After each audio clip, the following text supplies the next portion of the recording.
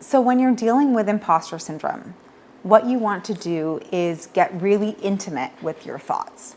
So in my workshops, I have people, it's not always a fun exercise, but I have people write down, what are your most self-deprecating thoughts?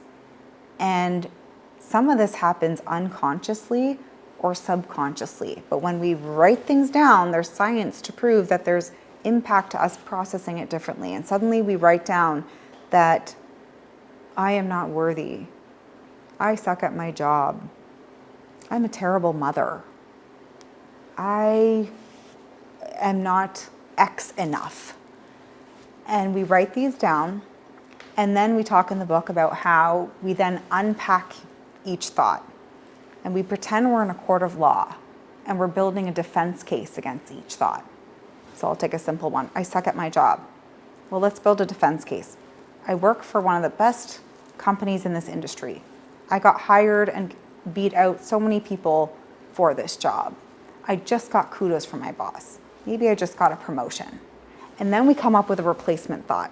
Because when observing mind notices chatty mind's going to do this, we can't come up with a whole defense case in that point. So when we're doing the work, we come up with a replacement thought.